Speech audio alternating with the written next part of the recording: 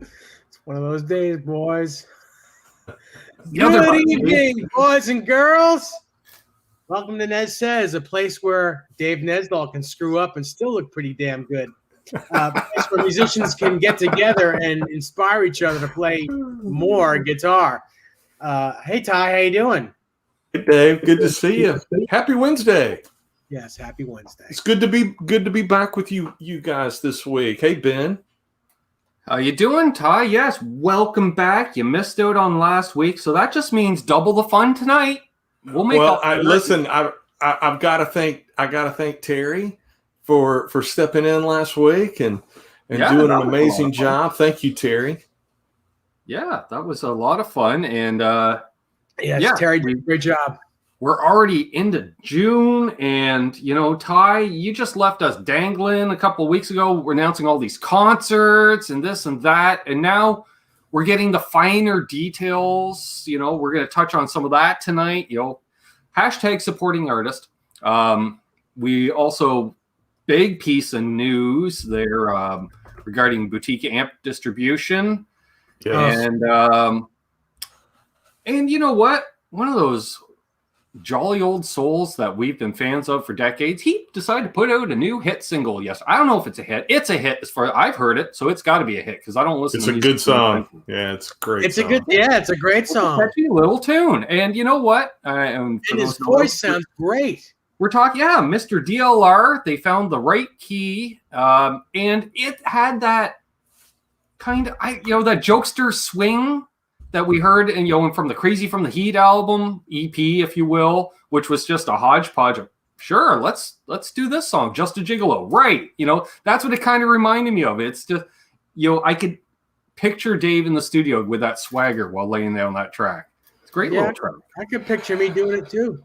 Mm-hmm. Good song, and I thought that, look, we're guitar players, and let's don't kid ourselves. Well, I mean, we're listening to that guitar, and the mighty John 5 is who put that track down, and okay, he's pretty amazing. Well, I was saying, I was wondering who did it, Ty, because I didn't look it up, and the chameleon known as John 5, who can lay down a track on anything, it's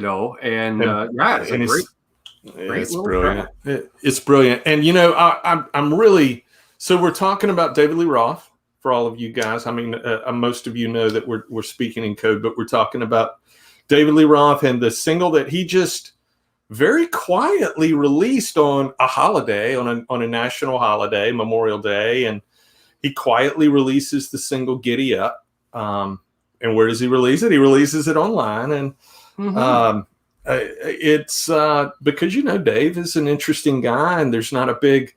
I mean, for a guy who likes to promote himself and talk about himself, Mr. Nesdahl, I thought that was a very subtle drop on the world. Very subtle. I agree.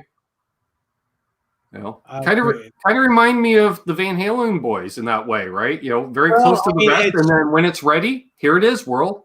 That's exactly it. That's exactly what, and it leads me to believe that Roth is the spearhead of that type of behavior. Mm-hmm. You don't hear anything about him until it's time to hear about him, and then he springs it on you in a way that's like, wow, that's out of left field. Look at that. Yeah, and look, so we got a track from Dave late last year, somewhere over the Rainbow Bar and Grill, which is very similar to the track that we got on Monday, stylistically, and even the production value is very similar. So you would assume that those things occurred at the same time, and that there's likely more music from whenever that was recorded, whether that was recently or whether that was years ago. Sure. And with John 5 playing guitar, I for one can't wait to hear what comes next. Mm-hmm. Well, we already got quite the crew in the chat here. We've got Thomas Santiago, or Santiago, but Santiago I prefer. We've got EBMMEVH. No idea what that stands for. Actually, I wonder if he likes man. That's a great handle. I like that. Great handle. Right and welcome. there. We got Music Therapy Laz, our Hungarian homie in the house. Some guy named Ty Price keeps spamming the chat. Don't know who he is. Good friend Fruitcake Tony here. James Hey, Stone Tony. here. Terry's 539 Gs. Nice. He put a link to the DLR track right there. There Nice. it is. Check it out Yeah, after the show, folks. Who else do we have here? Papa Blue, Guitar Man Hey, 45. Papa. Guitar Perfect. Man. No relation to Guitar Man 33 and a third, I'm told. Let's see. James Pava, Dan of New Jersey. There's that Ty Dan. Price guy again. Just spamming the chat. David Scher is here. Always a pleasure, sir. Hey, David. Who else did I see sneak in here earlier? Chad's here. Hey, No. Chad. The Chad Hey, is Chad. here. Your mom. Hey, your mom. Could be mine. There's Chris. Not Hey, my mom. Chris. Yeah, Chris Bevins here. Great to see Chris in here. Yeah, man. James Pavia. James. Pava, Yeah. Dang it. He knows. Yeah. Pava. I think it's Pava. Okay. I went Pavia, about 3 months with that one. And then, Pavia. yeah, he explained it one Pavia. night, but, based on certain lifestyle choices, I didn't remember. I think it's Pava. I Hey, wanna say- Thomas. Good to see you. Tony's reminding us that Wolfgang Van Halen's album drops in 9 days on June 11th. That's going to be pretty exciting. Mhm. And there was some, some really exciting news yesterday in the Mammoth WVH camp. Yeah, I've heard there's a certain segment of the YouTube guitar community that have been, not to sound derogatory, but dancing around like little schoolgirls. I might be looking at one of them on the panel, not going to say it, and there's another one in the chat. Just saying. But I get it. So I think there's two of them. There's two of them dancing around in the panel. well, yeah. Yeah. Dave, I was going to give you credit. I thought, you know what? He's going to work on the physio a little. I know you've got some health issues, but yeah, I know you're dancing too. We can't see your feet is all. I know. Yeah. So unless you've been hiding under a rock for the last 36 hours, then Guns N' Roses announced a new tour dates, some North American dates that'll carry through the fall, and then they go to Australia, New Zealand at the end of the year, and then Europe in 2022. They're doing well. I mean, they are just a touring machine. For sure. And I've seen a lot of GNR shows. Tony has seen a lot of GNR shows, and I know several guys that are joining us tonight are into that. They are firing on all cylinders. I don't know if they've, they're just phenomenal. It's worth every penny you spend on a concert ticket. And then we got the great news yesterday, very exciting news, that for the North American run, that Mammoth WVH will be opening those dates. So I'm very excited about the date that I will see in Raleigh, North Carolina, where I will meet the distinguished Fruitcake Tony in person. And we made plans today to meet prior to the show. Nice. And Raleigh's always been a great town for concert. That's a concert town. It's interesting having spent some time in the North Carolina area, knowing the population of various cities, and but they're like, let's go to Charlotte. And I'm like, no, they want too much money to rent out the place. Well, we can go to Greensboro. Is that place still there? Do we want to crank up the Marshalls in the Greensboro Coliseum? Not sure. Raleigh, perfect. Oh, it's going to be all over the state, plus the surrounding states. That's a great arena in Raleigh too. I'm excited. It's where the Carolina Hurricanes play. It's where my brother-in-law graduated from NC State. He graduated in that arena. Not to mention Mayberry is right down the block. Not too far. And so I'm super pumped. Tony's super pumped. Look, the pre-sale is going on. And so I was able to secure some tickets already to the Raleigh show. Tony was able to secure some tickets to the Raleigh show, but they're coming to the Meadowlands in New Jersey, in your neighborhood, Dave. How did you do in the pre-sale? I did really well. I spent a lot of money, and shall I say where my seats are? Yeah. Make us all green. Make us all green with it. Because I'm just thinking, based on Dave's guitar collection, I'm thinking his seating selection's about the same. My seating selection is, get this, Section 1, row 1, seat 78. On the rail, as they are right on the rail. It'll be right in front of Slash, like spitting distance. I could probably tickle his nuts if I need to. Well, there's a vision. Want to, Love it. So in other words, you've got the Ty Price dream seat. Well, yeah. I'm pretty close as well. Not not quite as close as Dave, but pretty. Well, pretty you know close what? as well. In this case, I'm going to say it's the first and probably the only time I'll ever see this band. So I'm so happy that I was able to get these seats. I'm happy for you. But when you see them, as many times as I've seen Van Halen, I think Ty has probably seen Guns N' Roses or their. I was thinking too. To Ty, you would be able to mention this. I think personally, from an outside point of view, it's better to see GNR these days than back in the day. They're probably you could one of the few that you could really say that because of you weren't sure what you were going to get back in the day. It could be a full show. It could be 20 minutes. They're going on 2 hours late. It's but it was so dangerous. Well, that it was so unpredictable and raw. All of that, which was ultimately missing, from popular music at the time. I mean, for me, they really created. They were really the antagonist to everything that was. They were the antagonist to the status quo. Really, I mean, they were.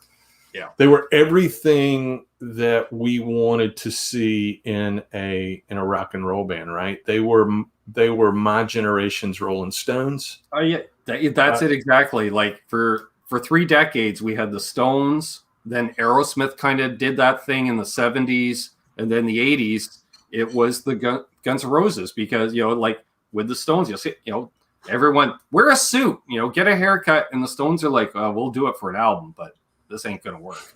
And then, and Aerosmith kind of the same deal with the Toxic Twins doing their thing.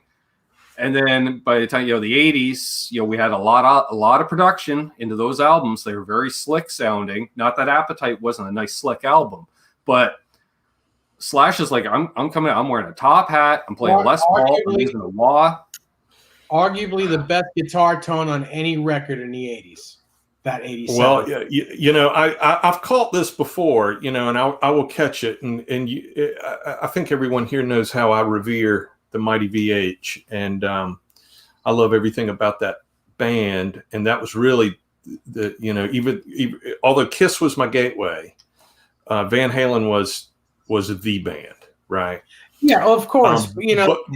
But I will say this about Appetite. Appetite is, in my opinion, and this is where I'm going to really rub some people the wrong way. But I say it affectionately, and it's only one guy's opinion, which doesn't mean very much. But I think Appetite is the greatest debut album from any rock band in history. It's up there. Without really thinking it over, it's definitely up there. It's definitely one of the top 3. I think it's one of the, well, I'd have to say top 4. I'd have to say top 4. And what are the other? I know what one of them is, but what are the other 2? So if Appetite's in the top 4 and VH1 is in the top 4, what are the other? For me, it's got to be Hysteria. Hysteria is one of the best. But that's not a debut. Oh, you're right. No, you're right. You're right. I'm my mistake.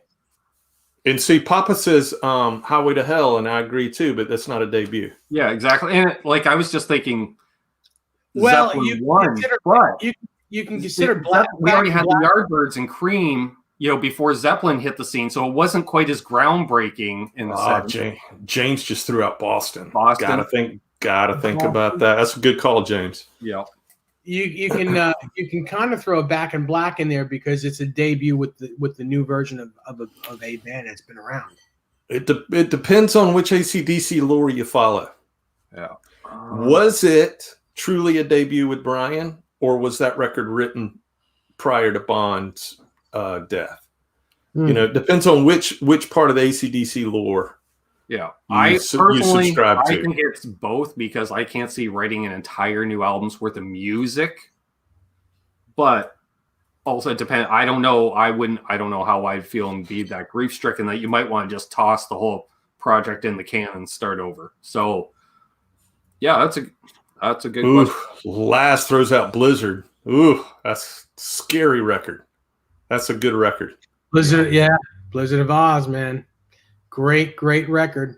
Yeah, so what are you guys in the chat? What are your favorite debuts? In a way, that's Ozzy's first solo album, but he had a lot of experience with Black Sabbath first, So because in that case, like the Damn Yankees album was great as a debut album, but look at what you had. You had a wealth of experience going into it, so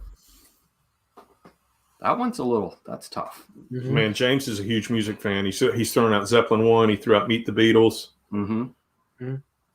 Real quick, while you're throwing out Damn Yankees, let's give Brad Gillis our best wishes. Yes, certainly, to a speedy recovery. Speedy recovery. We understand that he had a shoulder procedure, and those can be a bastard. Yep. Yeah. I said it. Man, Marsman throws out Badfinger. What do you know about Badfinger? They're Marsman knows everything. Man, that's an amazing band. Yep. Yeah.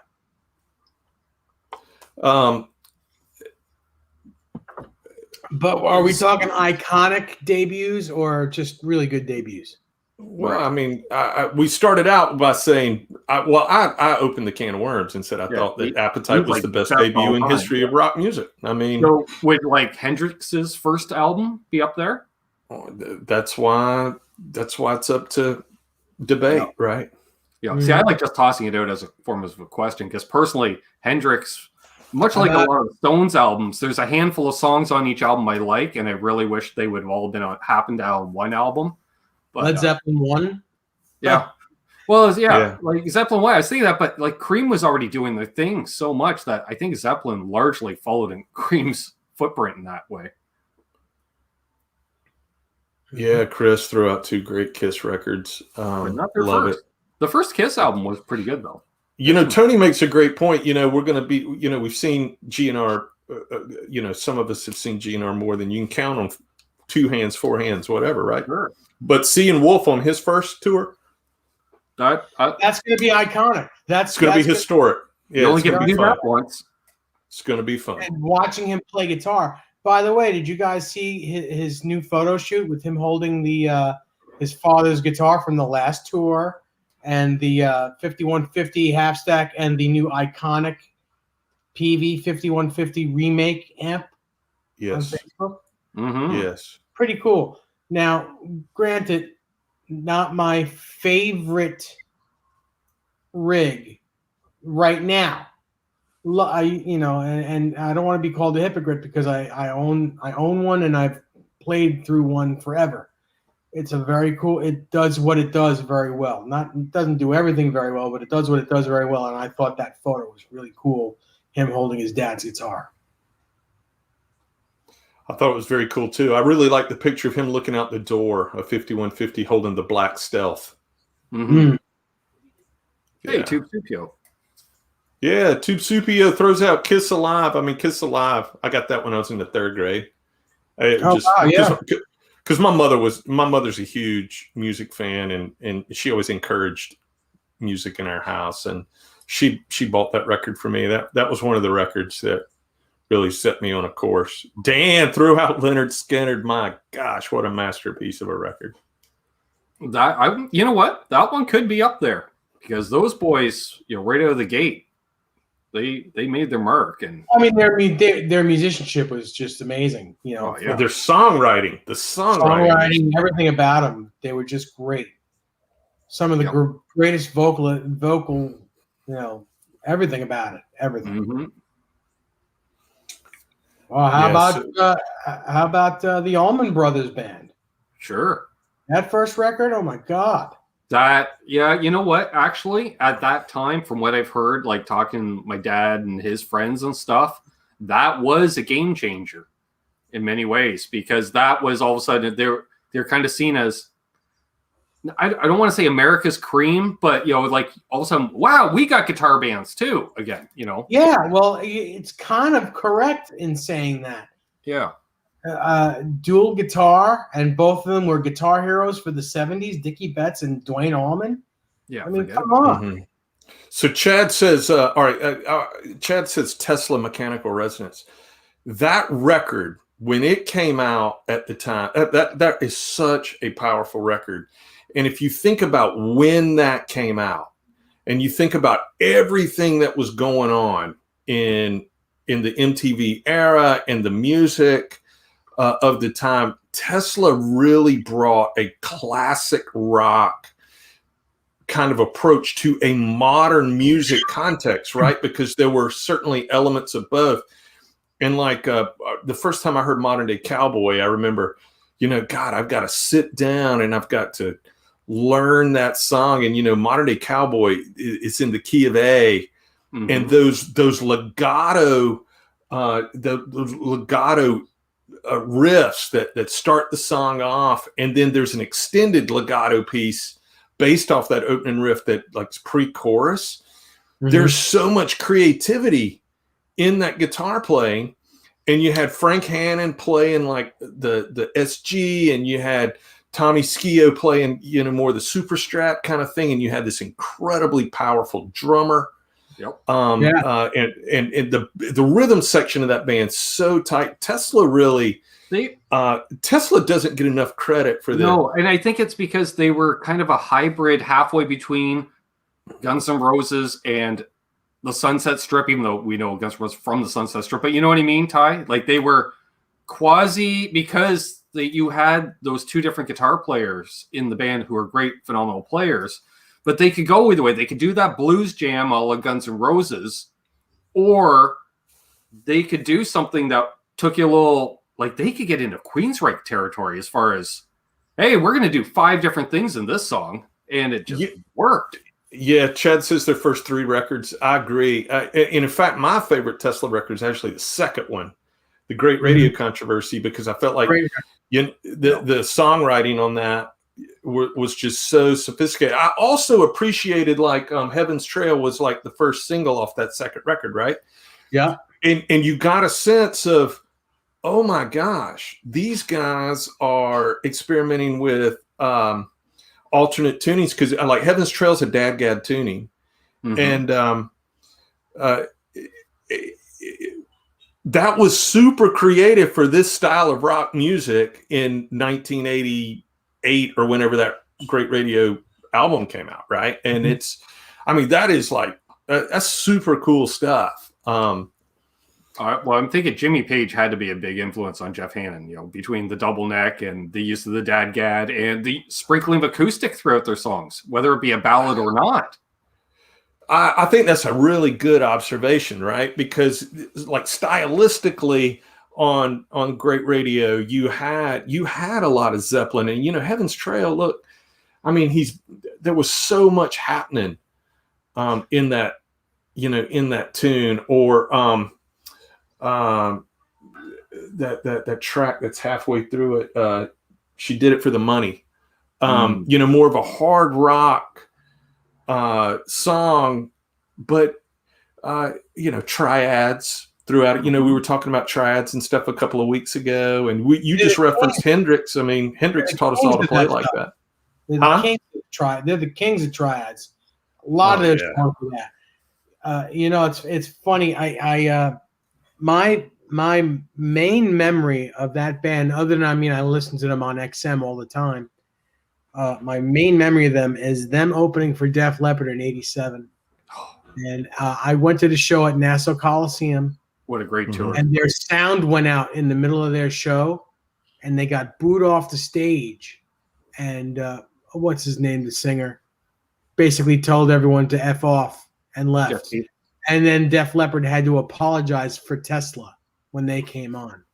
But until they lost their power, I would have said they would have kicked Def Leppard right off the stage. They were so good. I They don't were know, man. so Hysteria powerful. was the height of Leopard. Yes. Hey, Michael B. Yes, that being said, but I mean, listening to Tesla for the first time live and listening to those songs and watching them play, and I mean, they were killer. Yeah, I was Killer live band. that had to be one of the better tours. The Watching, Hysteria tour with Tesla opening, and Tesla would have had a strong set.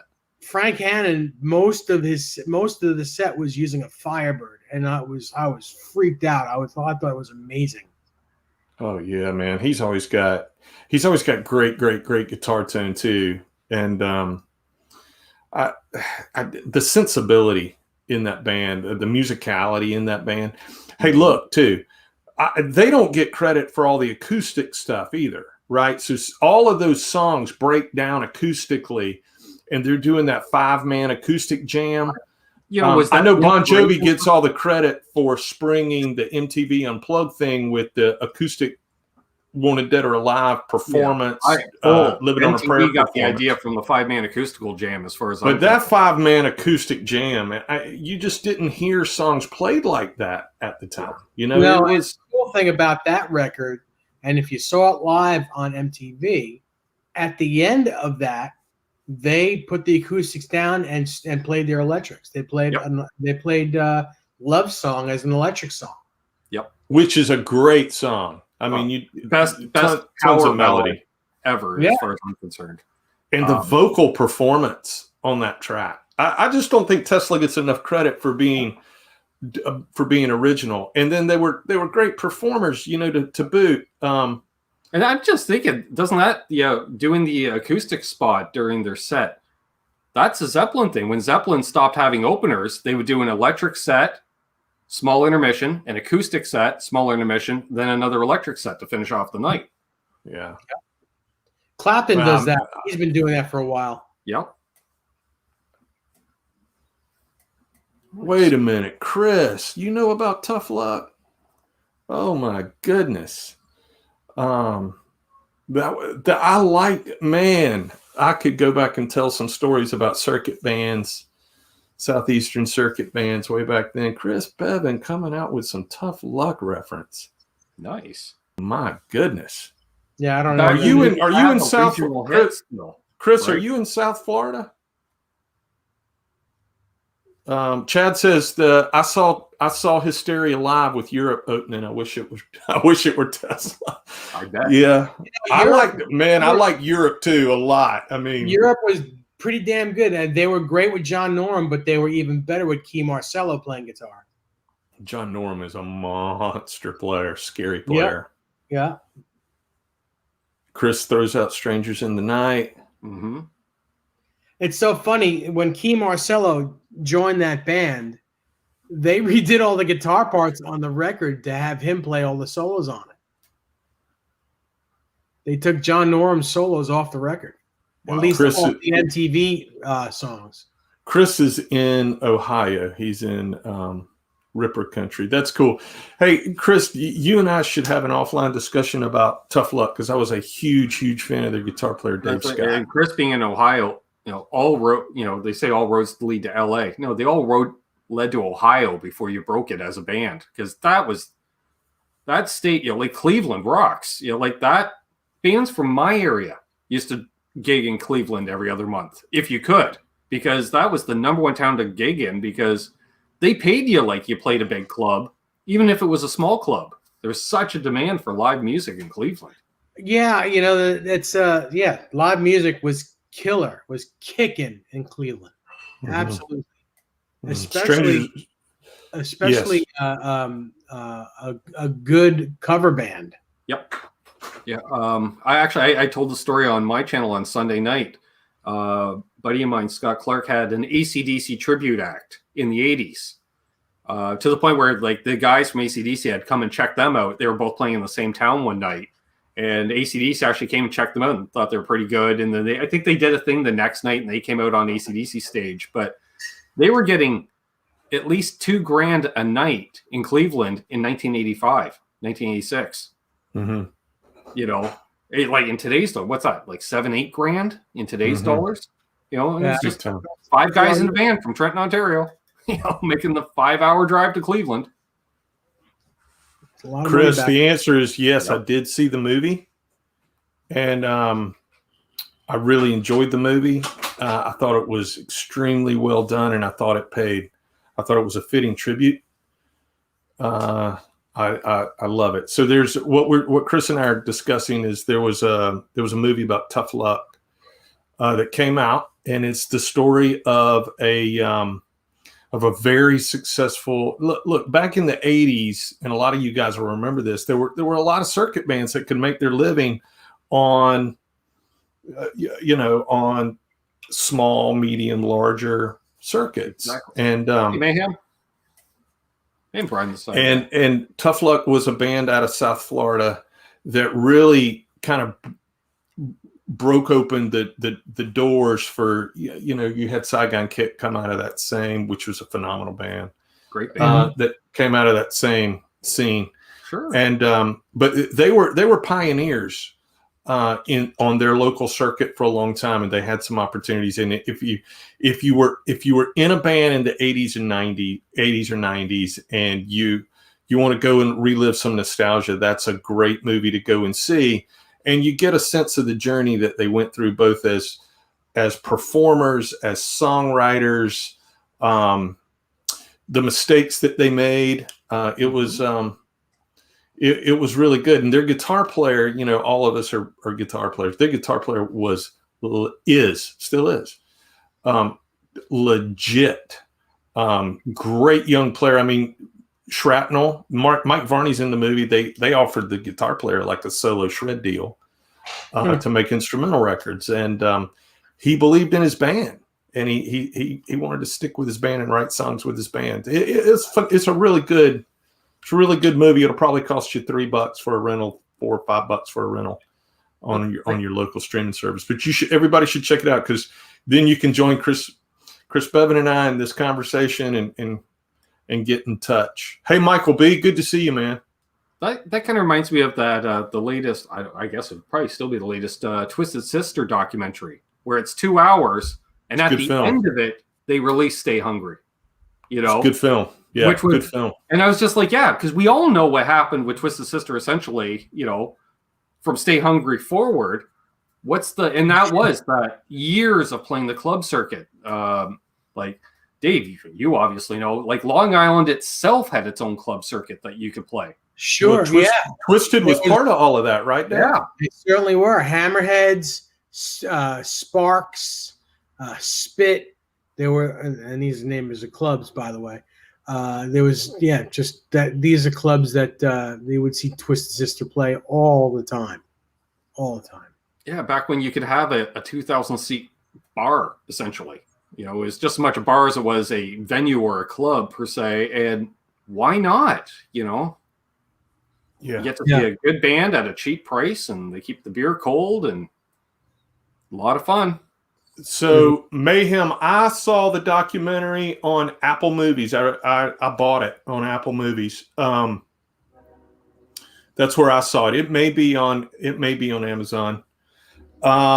Chad says another debut that gets no recognition or not enough recognition is Don Dokken, Up from the Ashes. Norm is awesome on it. That is a great record. I mean, Dokken, he put together a powerful band. And if you think about, no pun intended, from the ashes of Dokken, we got Lynch Mob doing Wicked Sensation, and we got Up from the Ashes in the same year. I mean, that was both of those records. It's like Eat 'Em and Smile and 5150. Those two records. Oh my God. Yep. Yeah, that's when a bad breakup can lead to good music for all of us, when there's a rivalry. Like say, we saw it with David Lee Roth and Van Halen in a sense, Don Dokken in Lynch Mob. In the thrash side, we saw it with Megadeth and Metallica. They pushed each other. That's a little bit of a rivalry isn't a bad thing necessarily. So somebody in the chat, I want to give them credit because that was a good call. Somebody mentioned Megadeth's debut record. That was a phenomenal record. I would definitely agree on that one. Hmm. Hey, apparently you can rent the doc on YouTube there, Ty. Yes. And Mayhem just put the link in the chat. Thank you, Mayhem. Crazy Hey, Cook. Crazy Cook. Good to see you as well. Nice. Bri the Sign Guy. So who killed the live music scene? That's a good Karaoke question. machines and line dancing killed the live music scene. Guitar Man 45. Here in Detroit in the 70s and 80s, I played every other night. It was nonstop rock and roll. Man, I would have loved to have been in Detroit during that time period. I loved so many of those Detroit bands. Oh, how could you not? There was so much attitude behind all that Detroit, and Guitar Man was right there. Detroit style rock and roll in general is just kick ass. It really is. Yeah, a little grittier, a little dirtier. I don't know what it is, but ballsier. Yep. Great stuff. Good stuff. It's like, go ahead. So who killed the live music scene? Well, the last 12 months, COVID-19 killed it. But it's slowly making its way back. But it's interesting. It's interesting to see. Look, live music exists for audiences, right? So as long as there is an audience to take in whatever the artist is doing, there'll be a scene, right? And it'll be interesting is not the right word, but it's the right context. It'll be interesting to see what happens post-COVID as to what types of music gets absorbed by audiences and what audiences really want to see. Do they want to go see their favorite bands? Do they want to go see all of the, how are you going to see all your favorite bands when they're all on tour? I mean, not all of us have, it's not an open checkbook. We can't buy tickets. Some of us can't buy tickets to every single big event to go to. And so I'd be interested to hear from you guys what kind of selection process you will want to go and see. If you've got 5 big time bands you want to go see, how do you select? How do you make those selections? And then on the local and regional level, if you're playing locally and regionally, what types of bands do you want to see there? I mean, are you going to want to see original artists that are touring regionally? I hope so. Are you going to want to go to your local pub and support your local artists that are out there hustling? Will all of that come back? Gosh, I hope so. I have my fingers crossed, but we'll have to wait and see.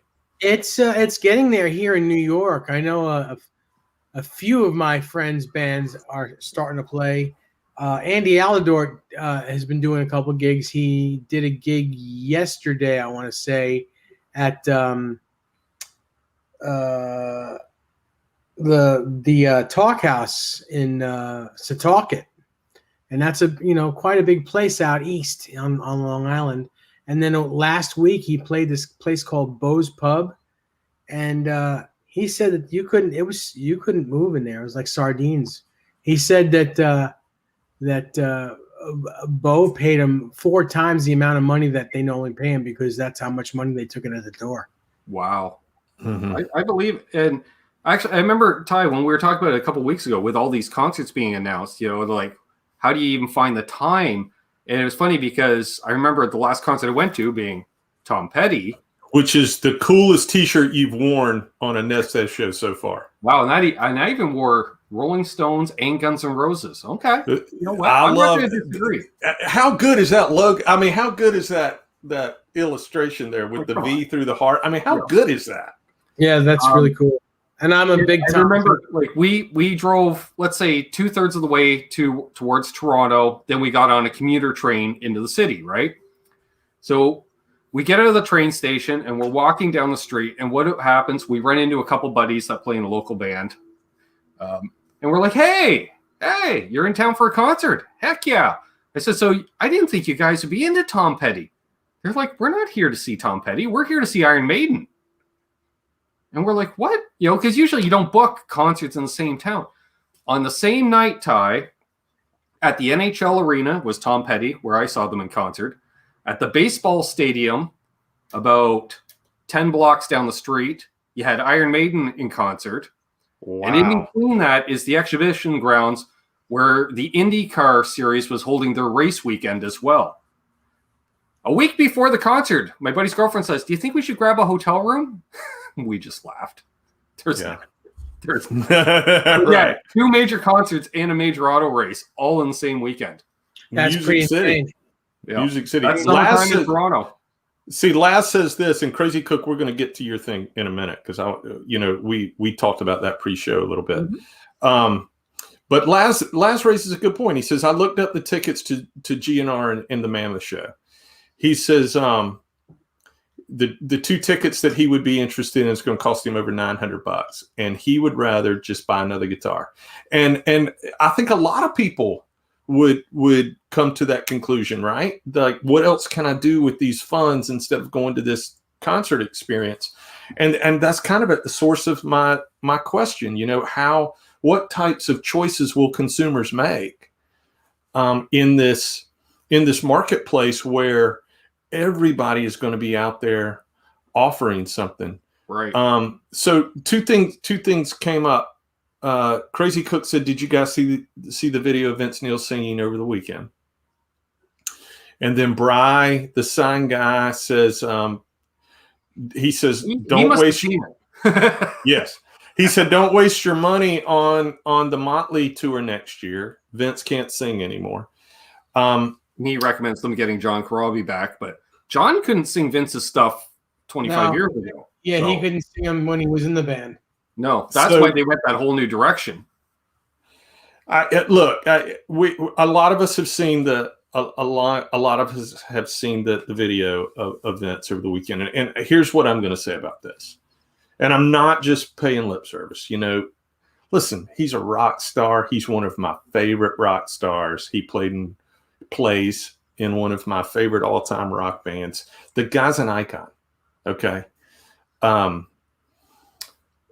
They knew for quite a while they weren't doing a stadium tour this year, and perhaps he's not in the best. Look, performing physically is or performing live is a physical event, and I think what we all witnessed is we witnessed a moment in time where it wasn't in his favor, and he had a bad moment. Right? I'm still going to give him the benefit of the doubt because look, that stadium tour is going to be fun. Guys, we're going to get to see Motley, Def Leppard, and Joan Jett. And Poison. And Poison. Sorry, Poison.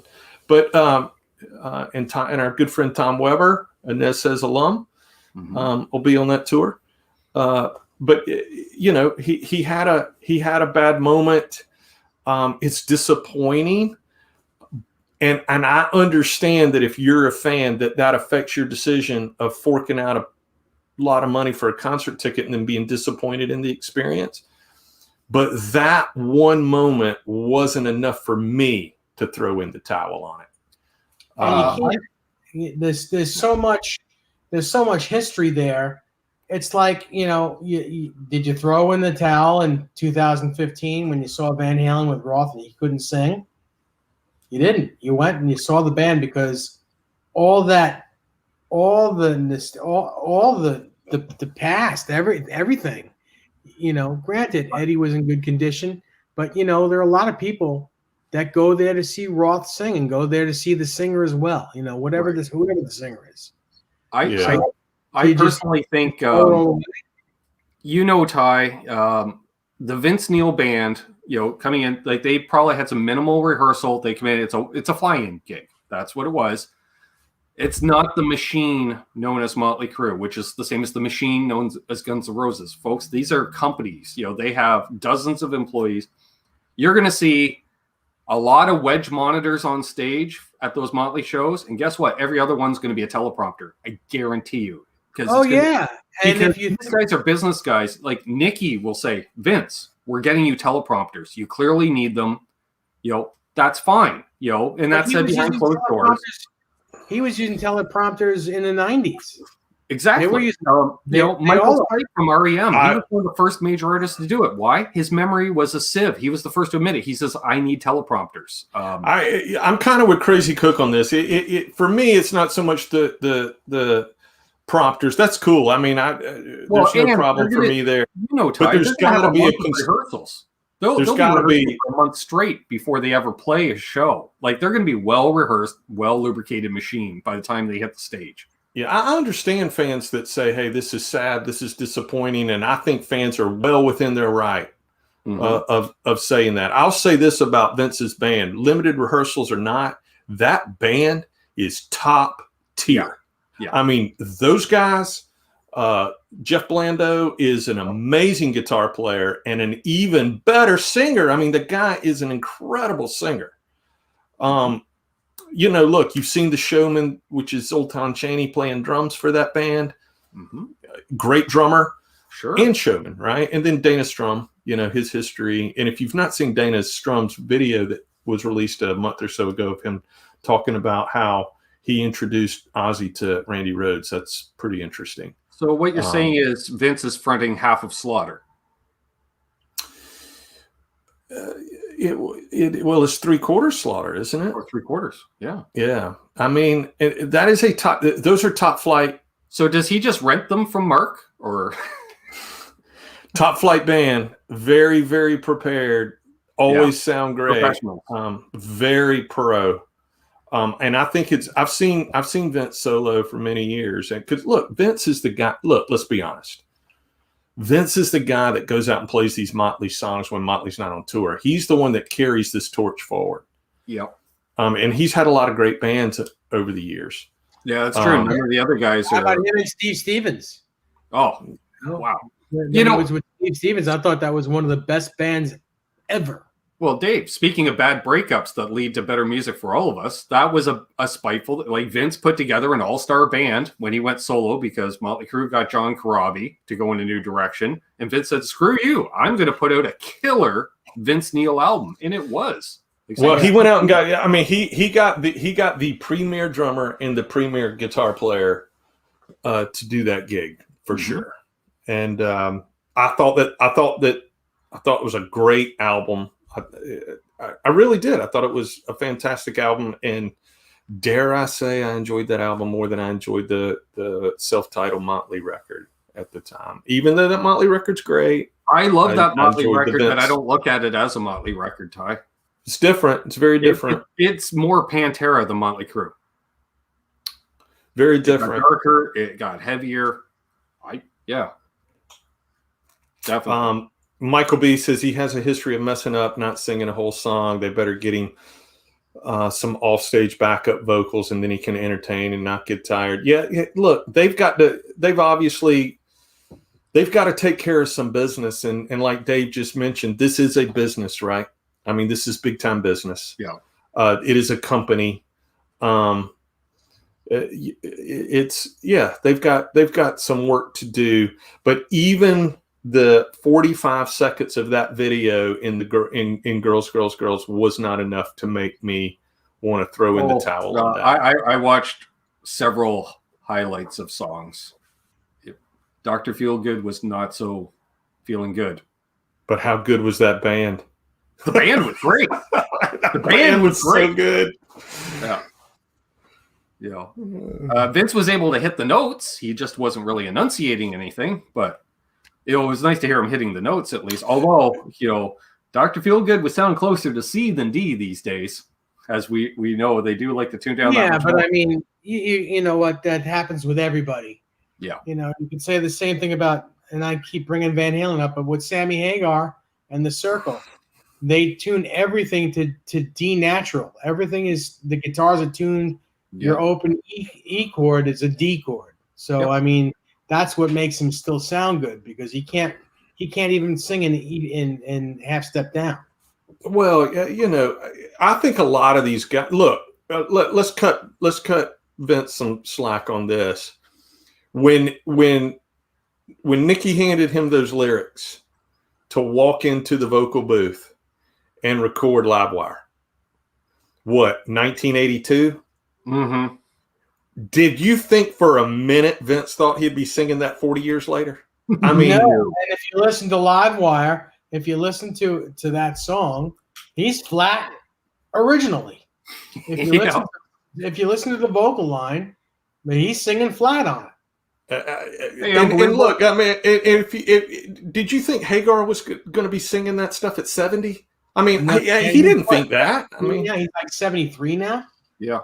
I mean, it's and doing it by choice since the Van Halen days. Like that guy, he didn't even need to do, like quote unquote, do it for the money. Sammy was set before he ever joined Van Halen. The thing about Sammy Hagar though is he's so pro that he's like, if I am going to provide this experience for these listeners, for this audience, again, it's about the audience, right? So if I'm going to provide this experience for the audience, we're going to drop it a whole step to D, and I'm going to kill it every night. And that the man is a freak of nature in the way in which he can still do this. Dave, did you say he was 73? 73. He can turn in a performance like that at 73. It's amazing. It's amazing. Running around. He still runs around on stage. There's only one other front man that age can do that, and that's Mick Jagger. That's it. The two of them. Steven Tyler. Nobody else is putting on half the show. Steven Tyler. Ooh, okay. Touche. Steven Tyler. Alice Cooper. Mayhem's Roger Daltrey. Come on. Mayhem throughout the hoop. I think Roger, he stands still. He doesn't really run around. Yeah. But he's still, his voice is great. Oh my gosh. Ted Nugent. Are you kidding me? Look. Ted Nugent, like him or not for his political angle, that's not what we're talking about. We're talking about Ted Nugent is an amazing musician, an amazing performer, an amazing songwriter. And he runs around like crazy. Yep. How old is he? He's got to be in his mid-70s. Yeah, he's got to be up there. And, and I was always impressed. Like, you listen, Ted had his whole career and then reinvented himself in the 80s. Completely reinvented himself as a player because all of a sudden he grabbed a Super Strat and he's like, "Oh, you like these moves that the young guys are all playing? Yeah, I can do that too." It's like, wow, okay. Yeah, that damn Yankees record is ridiculous. So good.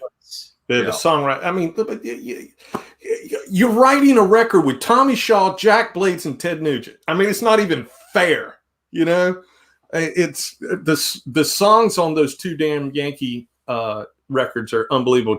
Chad says Ted 72, killing it. Oh, Hal Face, Bruce Dickinson, still tuned to 440. Iron Maiden, incredible. Bry the Sign Guy, he brought his A game tonight. He threw out Bruce Springsteen. I mean, come on. But and here's the thing with Springsteen. Not only does he run around the whole show, but it's a 3-hour show.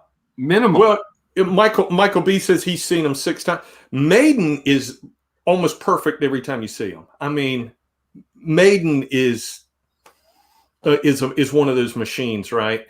But and we say that in an affectionate way, not that they're cold and sterile like a machine, but that they are firing on all cylinders. They're just in sync with each other. But they were a machine, right? Like how many bands can go through a lineup change and you don't miss a beat at all. You don't even notice a difference. And then band members can come back and be at, it's like, who does that? And it's just like, they come and go as they please and they sound great no matter what. Yeah, exactly. It's like, you could just say, "Hey, I got Iron Maiden tickets. Who's playing with them? Who cares?" Because you're getting a good show. Yeah, I think when it comes, well, you know what? I'm not going to say what I was going to say. Iron Maiden is Bruce Dickinson and Dave Murray and Adrian Smith. I don't care who else is playing with them. It's those 3 cats. So, I see. This is where I disagree. This is what I was going to say. I think Maiden is driven by Steve Harris.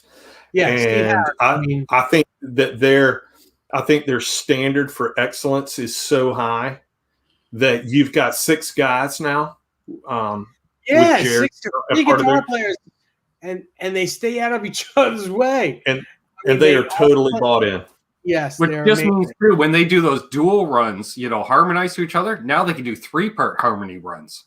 Like, see, that's Michael B's got me too. Yeah. He disagreed with Davey, said threw the bass out there. Hey, Bo Z, good to see you, Bo Z. I forgot about Steve Harris. I meant to mention Steve Harris, but I remember, like, as a young musician, listening to. So my entry to Maiden was Peace of Mind. I came into Maiden on Peace of Mind, and it still remains my favorite record today. We were talking a month or so ago how sometimes the record you come into a band with somehow becomes your favorite, right? Mm-hmm. So my entry was Peace of Mind, and then I went back. And when I remember going back and listening to Steve Harris with like Run to the Hills and those bass lines, I mean, just the brutality behind the way he was playing that. Galloping bass riffs. Mine was Power Slave. I thought Power Slave, and I still think Power Slave is probably the best. So great. See, I was introduced Somewhere in Time, and thankfully I checked at the back. Love that record too. Somewhere in Time, forget it. Great record. Yeah, I heard Wasted Years, and I went, wow. And Iron Maiden, they were one of those bands I knew about long before I'd ever heard them, because everybody had the big Iron Maiden patch on the back of their denim jacket. Iron Maiden owned the trooper patch. Yeah. Well, and that was the thing.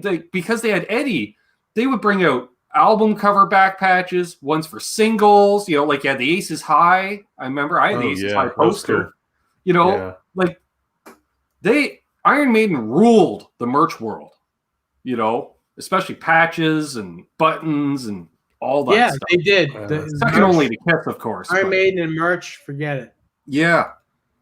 Tony says the Motley guys need to get it together before the stadium tour. I totally agree. I think they will. Guitar Man 45 had a great question. He says, "Why is it nowadays that the world is not producing such greats?" And it is a very deep question, because everybody that we are talking about tonight is north of 50 years old. Mm-hmm. So it is a good question. And the best frontmen we named, the best frontmen in music that we named, are over 70. Yeah. Yeah. And they still have more energy than. Yeah, like when we were talking about Springsteen there, I was doing a lot of gigging at the time, and I remember going, we got to do a 90-minute set tonight. Oh man! And then, one of the guys said, Bruce did 4.5 hours last night. Dang it! All right, I guess I should suck it up. He's twice my age and playing 3 times. Bozique said the first time he saw Eddie on an album cover, he was hooked. I thought all those album covers were amazing. Yeah. Mayhem says that he went to get Justice from Metallica. They were sold out, so he bought Kill 'Em All instead, and Kill 'Em All still remains his favorite. It is funny how that works out. Yeah. Bry the Sign Guy says, "Does Wolfgang sing on his album?" Yes, he does. Yeah, he's the lead singer. He sings exceptionally well. His voice is so good.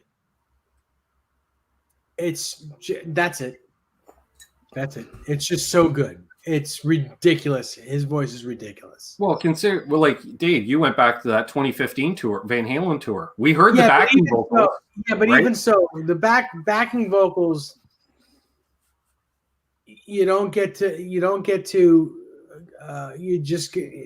basically Wolfgang is singing Michael's parts. Right. But that's not an easy. He sang him on key, but this music that he's doing, he gets to be himself. He is the guy, and his voice it's gold, Jerry. It's gold. Nice. Hey, Paul Fuchs and Charles. Hey, Paul. Hey, Charles. Good to see you. Bozique says that the hard rock scene is so dead that he watches contemporary blues now on YouTube. He's watching artists like Bonamassa, Eric Gales, who's genius, Samantha Fish. I just love the way she plays. Mm-hmm. And Marcus King. True story. Marcus King. I've been hip to Marcus King for quite a while. He grew up about 60 miles from me. So I've been super hip to Marcus King for a long time. Marcus King is going to do big things. I mean, he's He's big time. Good call on that, OC. We called it here the future of guitar. It's largely back to the roots in many ways, where it's blues or I want to call it that Americana music. Like I hear a lot of bands in that vein of your Tom Petty's, your John Mellencamp's type, roots music. Modern folk in many ways, if you want to call it that. There's definitely a huge scene in that department. Still using guitars in the country music at least. So we got that for mainstream. They're out there. But listen, I want to get to several of these comments that are in the chat because they're pretty insightful. But Ben, that's a good point. For all the criticism that the Grammys got and the American Music Awards got, there is a guitar on stage now. Mm-hmm. So we are seeing guitars in modern music. They are being presented, played differently than we did it in the 80s, and it's evolving, right? Mm-hmm. It's evolving. It's different. It's different than we played it in the 80s, different than we played it in the 90s, and different than we played it in the 2000s. I want to mention a couple of these comments because they're so good. Paul asked, "Hey Dave, what's going on with the Songbirds Museum?" I don't know what's going on. I know it's closed. It's closed to the public. That's really all I can say about it. I don't know what officially is going on with it because I really don't have anything to do with it. Dave Davidson is a close friend of mine, and unless he tells me something officially, I'm not prepared to talk about it. I have a question for you, Ty. You do a variety of stuff. Has guitar in many, at least in the popular music world, has guitar kind of come full circle where it's now part of an ensemble piece again? It's a good question. And not the focal point. Think funk music, for instance. It was just one cog in a large machine. All the big band stuff. There was guitar players even back then. You just couldn't really hear them, but they were there. I think modern day, at least in my immediate world, in my orbit, and so this is very, very singular in nature. But in my orbit, the guitar is there are guitar solos. They're presented in a different way. A lot of popular country music has become the rock music of today. There's guitar solos all through that. There are overdubs all through it. There are very identifiable parts all through it. It's just a different way of doing it, right? So I do the tribute thing too, but that's not original, right? At all. But there is still a demand for guitar-driven music. I play with a great guitar player every chance I get. I get to play with another great guitar player named Jay. He's a Nez Says alum. He's been on here. We talk all the time about pushing our own guitar playing, and pushing our own guitar playing further as a tandem, as a unit. And those are still great conversations to have, and whether he and I are playing rock music together, or if we're playing country music together, or whatever we're doing, you wouldn't believe it, man. If we're playing,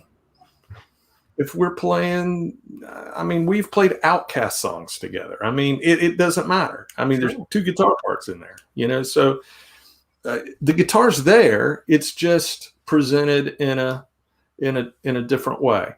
Unbelievable songwriting may be back, but auto-tune is ruining it.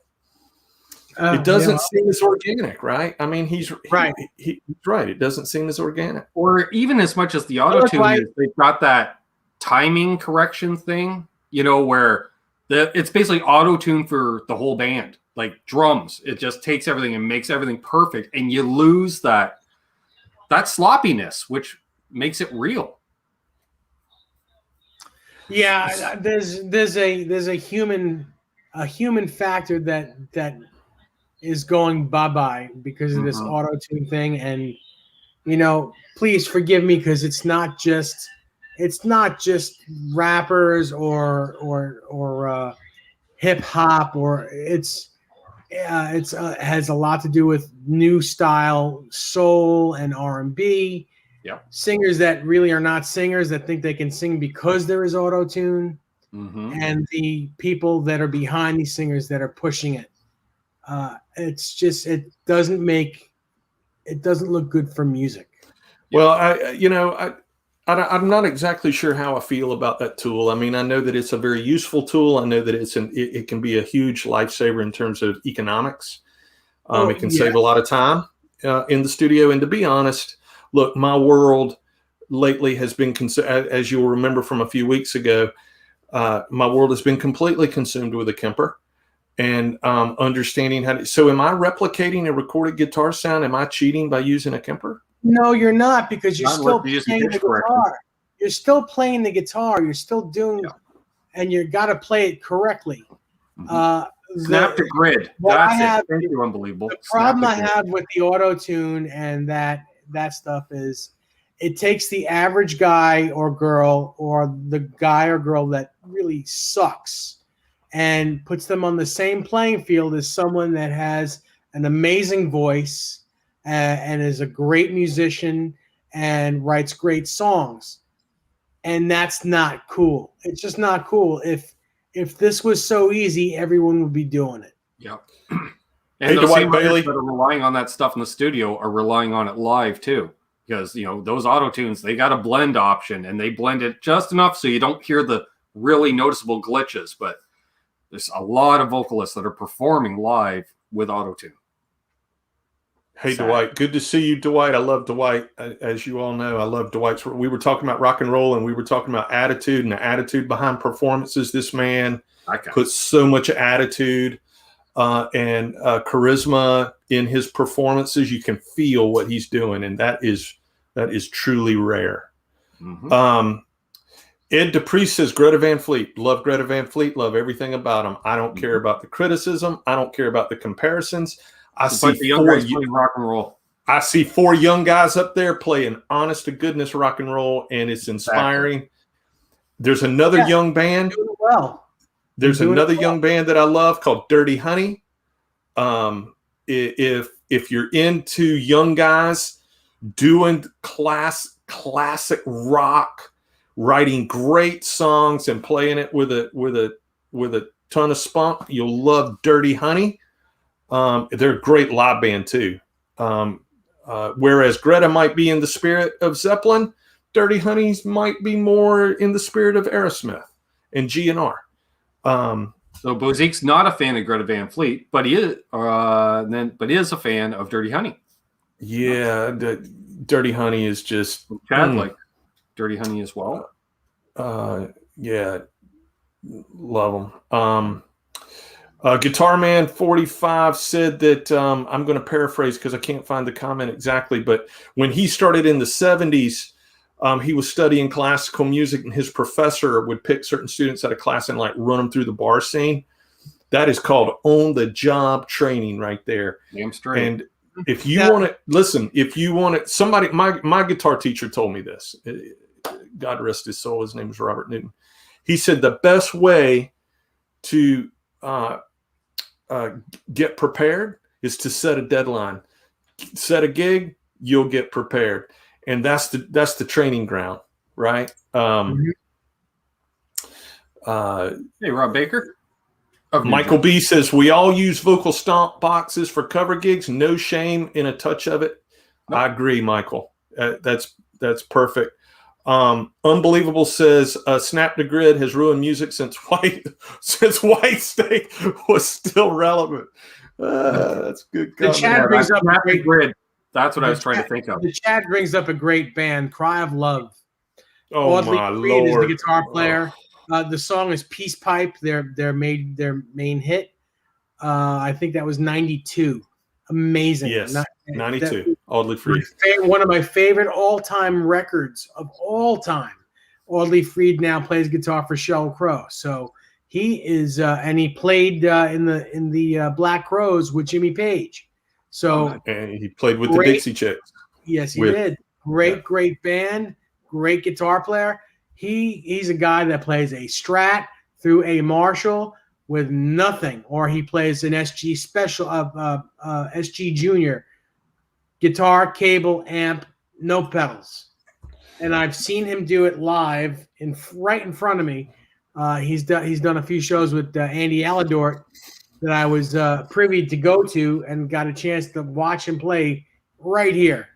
Yep. And I got a chance to talk to him. He played an SG Junior with a cable through my Super Reverb with no pedals, and it was incredible. Yeah, wow. He's a great guitar player, great talent, and a super nice guy. I've got some Audley Freed stories back from the early '90s, Chad, that I'll share with you sometime. Bozique says the biggest problem to me is that what passes as pop now is crap. There's a lot of stuff that's decent, like some of the new blues guys, but what is getting mainstream attention now sucks. Yeah, it's unfortunate that it has become so pedestrian. It's kind of like the late 50s, early 60s all over again. You know, there was a lot of crap on the pop charts, and it was the flavor of the week. You know, you're popular for a few months, and then you're gone. It's the same things, just a revolving door. Unless you can get that. Although the 50s and 60s, yes, it was pop and it was music of the week, but they were all great vocalists, every one of them. Yes. You hear all those songs on the radio, and I'm not a huge fan of doo-wop, and I do love early R&B. I do love Temptations. I love the Four Tops. I love all those bands. Yeah. I think that music is amazing. I sometimes wish I was born in that era, but all of that music, whether I'm talking about this stuff though. They may all sound very similar. They were all amazing musicians, and I consider the vocalists musicians too, because you know, if you sing amazingly, that's right. But we had a lot of that machine in place where you brought in somebody that could sing. They brought in a bunch of session players. They had outside writers, and they just put together that package. Sure. I mean, Neil Diamond was one. I mean, the Wrecking Crew played all the songs on his stuff. Sure. And talk about a band. About a band. Yeah. Absolutely. Yeah. I wonder how many of those type bands there was, Ty, that we never heard about, because a lot of studios had essentially house bands. That's right. You're exactly right. The Wrecking Crew was the biggest one, and I think they did the majority of the records. Yeah, between them and like the Muscle Shoals crew that we know about, that's right. Or Toto, the Motown backing band, the Funk Brothers. Mm-hmm. Another Toto. Well, yeah, more like the from the late 70s to the 80s. It was Toto. Yeah. There was a couple of comments right here. Paul says that it's the human element that makes songwriting so great. I agree with him wholeheartedly. Guitar Man 45 says he's using a Helix and a Fractal. Listen, there are some gigs you better not show up with anything but. Mm-hmm. You better show up with a digital solution, or you're not working again. I mean, it's just some of the gigs. That is today's environment. You sound like me, Todd. Well, look, does it feel? It doesn't feel necessarily the same. It doesn't feel the same, but that's unfortunate. Fortunately, unfortunately, whichever way you want to look at it. Well, those are the requirements for some gigs now. I mean, that's just the way it is. Yeah, the quiet stages. Yeah, sometimes. In ears. Yeah. String Brian's here. Mayhem says Post Malone is an exception. I agree. I think Post Malone is a genuine rock fan. Yep. I saw a question for me here. Bride the Side guy asked, does Triumph still tour? Michael B says it's not active. Rick is awesome. Well, that's true. I did hear some rumblings pre-COVID that they may reunite for some shows. Because the interesting thing is, even though Rick Emmett left Triumph in the mid 80s, we'll say, it was definitely an amicable split, because all three members still own Metalworks Studios, and all three band members still maintain offices at the studio. So, if it happens, two of the three members while I was recording there, one of which was Rick. If it happens, I hope to God Rick stops playing Yamaha guitars and goes back to that Dean Flying V that he played. That was the cool. That guitar was so cool. The coolest guitar I've ever seen in my life. That was my first introduction to Flying V's. I thought it was like you watch those videos of him from behind, where the silhouette of him with the V in front of him, and it is that's one of the coolest things you could ever see. Because who's ever seen a V? That's right. Right. I was 13 years old watching Triumph doing "Lay It on the Line." Incredible stuff. Which Rick lifted from. Oh my God. Was it Rick Emmett lifted that the chorus for "Lay It on the Line" from Rick Derringer, because it's just rock and roll hoochie coo. Huh. And they were touring together at the time. That was the worst part. And they record late, and all of a sudden Rick went, crap, but it was one of those that's already recorded, and so fight the good fight. Laughed about it. Fight the good fight. What a great song stuff. Yeah. Michael B says 80s music will become the Temptations touring today if it isn't there already for some. Kiss ?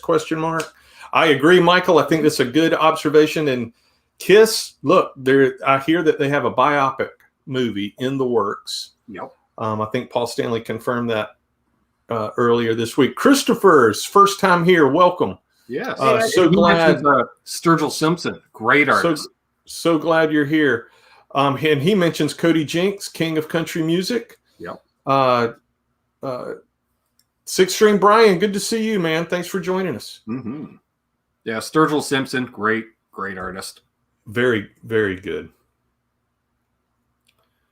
UFO, seen my Papa said that's where he saw his first Flying V. Man, I like UFO, and I love Vinnie Moore in that band, by the way. I love Vinnie Moore, period. I mean. Oh, his record? How about his record? Mind's Eye? Mind's Eye? Oh, my God. Yeah. How great Incredible was that? record. That was like the beginning of neoclassical music to me. It was amazing. Mm-hmm. So you came into that genre on Vinnie and not Yngwie? And yeah, I came in on Vinnie. I had his record cassette tape, I think. So you were doing because I was an Ibanez guy at the time. I was an Ibanez guy, and he played Ibanez guitars, and I was, I found him. And I was like, oh my God. Yeah. So you were kind of like Vinnie Moore, Tony McAlpine. Yeah, I mean, Tony McAlpine, not so much, but still, like, it was like, oh my God, this music is. It was more. I liked Vinnie Moore, and then it was mainstream. It was always Van Halen for me. It was always the glam rock, the Doc and the all that stuff.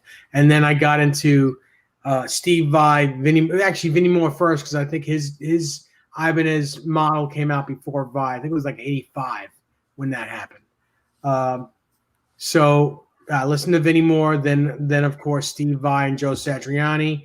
And I listened to the Joe Satriani record for a while, not knowing if I actually liked it or not. I was like, yeah, you know what? He's amazing player, but I don't know if I like this music. I don't know if it's just, I don't know. Maybe I've had enough of this no vocal stuff. But of course, I ended up loving Joe Satriani. I mean, who doesn't love Joe Satriani? Right. But when I first listened to that first Surfing with the Alien record, it's like, I don't know if I like this or not. I gave it such a try. I mean, I listened to the record until I wore it out because I wanted to like it, but I wasn't sure if I did. Paul Fuchs brings up the Faces. Now he's talking. I'm one of them. Yes, 70s rock. I love right from the Small Faces right through to the reinvention of the Faces. That whole thing. Company. Free and Bad Company, those bands. What's his name? Shit. Isn't it terrible? It's escaping me. The original guitar player, Steve Hutchins. No, yes, but I'm talking about bands like that. It's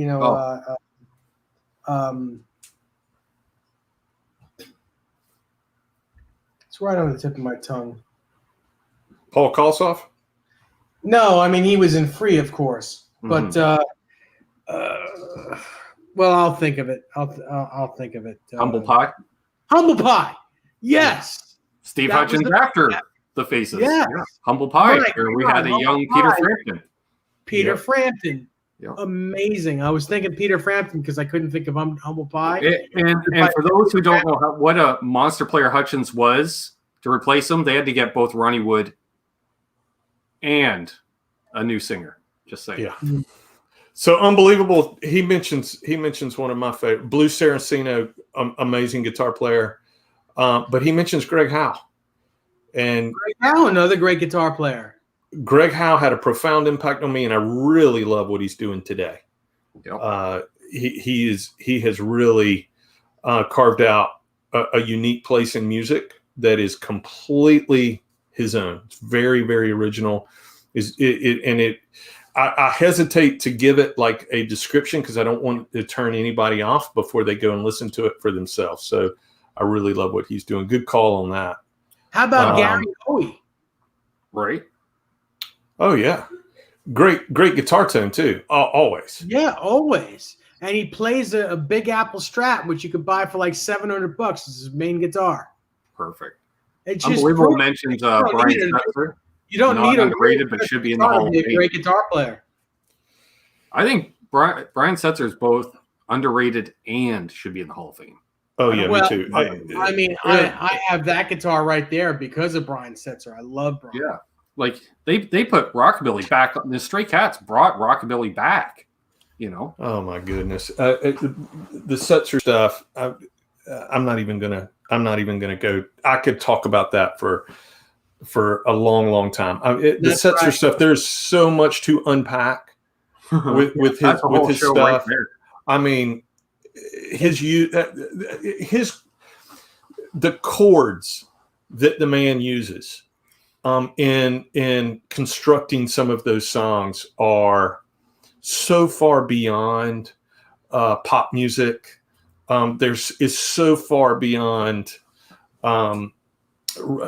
He calls it rock and roll. He calls it rockabilly. He calls it a lot of things. There is so much creativity that he is showing rock and roll players how they can use jazz chords or jazz sensibilities and jazz melodies to expand your guitar playing. We talked a few weeks ago. I think we talked about the use of 6/9 chords. Yes. And how that is cornerstone stuff in his music. It's the key to his playing, actually. I mean, it is really cool about how that can fit over. You take I'm not going to go down that rabbit hole, but you guys should, if please spend 15 minutes listening to how he puts chord melodies on top of rock music. There is so much to learn there. It's so funny. Whenever someone mentions Setzer, I immediately go down a rabbit hole and watch every Setzer video I could find. It's just like, oh yeah, I forgot about him. Let me start watching him again, and then I get crazy about it. I love it, man. I mean, and this is kind of a joke, but he's in his mid-60s with the best pompadour and big sideburns. Still got it. Yep. He is a terrifying guitar player. His hands are insane. Yeah, It's and you terrifying. think when they guitar broke player. big around 82, 83, and we had all this stuff coming out of LA, and he goes, you know what? I'm playing a Gretsch through a clean Fender. That's what you're getting, boys. Well, I mean, he's only doing it. He's doing it with a rhythm section. There's only two other guys up there on stage, and all of the musical territory that he is covering. Listen, there's a lot we can learn about the Stray Cats in how three guys should play together. I mean, They talk about bare bones. Yeah, there is so much to learn there. There is so much to learn there. Bass drum, snare, hi hat. That's it. Even when he plays with the Setzer Orchestra, in the middle of the set, the bass player comes down with the big bass, with the double bass, and the drummer comes down with a hi hat and snare, and they do like 4 or 5 songs as a trio, and then go back, and it's just incredible to watch. Awesome. Unbelievable. Brings up Terry Kath. I mean, come on.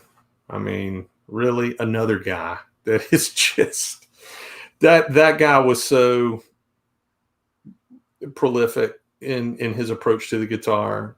Absolutely amazing. Mm-hmm. T-Rex, I agree. Oh, T-Rex. T-Rex. Me too. The songs, Bozy, technically AC/DC was the first contemporary rockabilly band before Setzer. AC/DC, not really an 80s band. Angus and Malcolm playing 50s rock louder. I agree. I mean, there is a lot, especially in this first couple records. Oh, yeah. There's a lot of that. High gain rock and roll, because there's no gain on the original rock and roll. But a lot of Chuck Berry type lead stylings in Angus's playing, and a lot of going. We were talking a couple of weeks ago about going back and forth between major, minor, pentatonic. A lot of that is steeped in rockabilly music. What's up, Pooh Ninja? Rev Rules. Yep. There's a contest going on, folks. It's a very Canadian. Hey, Pooh Ninja. Pooh Ninja, glad you're here, man. Reverend Horton Heat. Yeah. Yeah, my Lord. Another one. Just great guitar tone, great playing, and a great performer. You know, that's another thing about the Stray Cats, man. Such good performers. Oh, yeah. We can go on all night. We can go on all night because, there are tons and tons of great players, great musicians, great songwriters, great songs. Where do you stop? You can't, because there's just so much good stuff. So much good stuff. And that's what the shame is about today's music, is that there's so much good stuff out there. And you got stuff like Justin Bieber. You can keep him, America. He's got a killer guitar player. Yeah. I mean, here's the thing. He looks like he reshingled my roof the other day, Ty. I mean, look, you want to throw out. Listen, one of my favorite guitar players on the planet plays for Pink.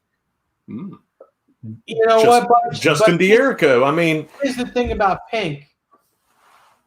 Her songs, most of them, are rocking.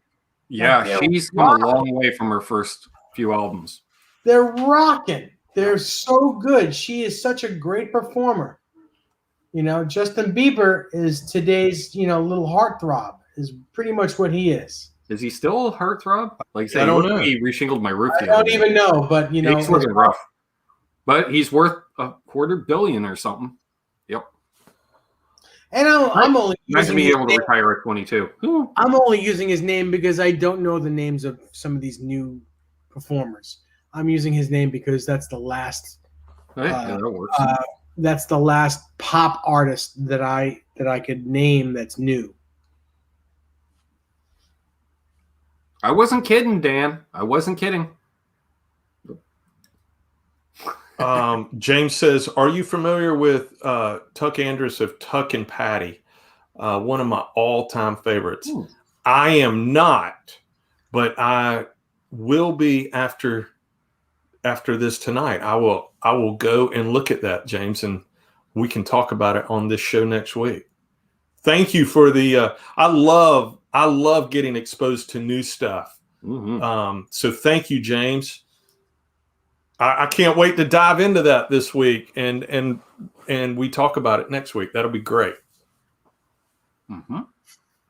Yeah. Paul says you can't hate on guitar players for making money. No, you can't. But look, Madonna has an amazing guitar player, and he's been her guitar player for a long, long time. You want to look at some of the late night talk shows, the comedians, Jimmy Fallon, Jimmy Kimmel. Amazing guitar players. Dave talked about Saturday Night Live a couple of weeks ago. I agree. I mean, Andy Timmons was Olivia Newton-John's DM,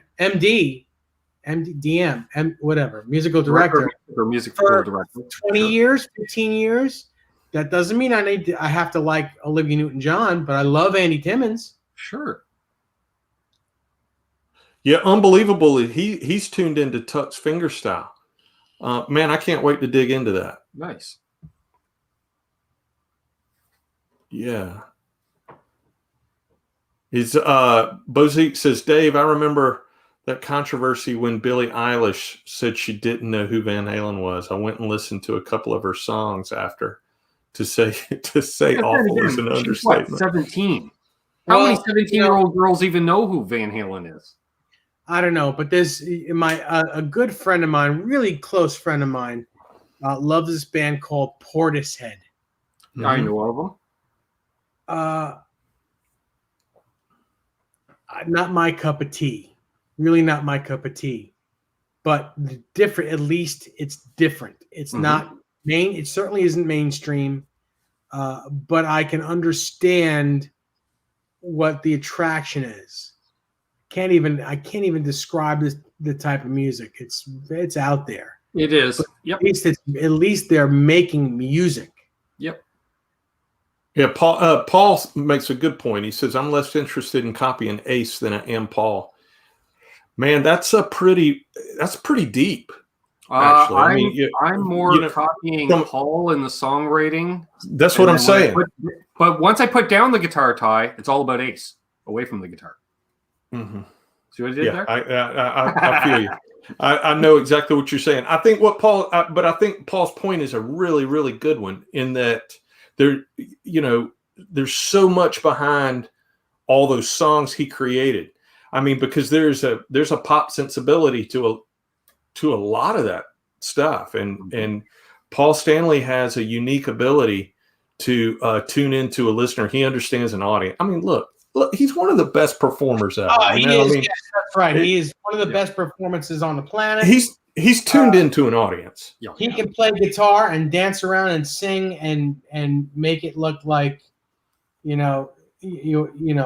all the women want to drop their shorts. It's amazing what he does. And Pooh Ninja says, "And Gene's the money making machine."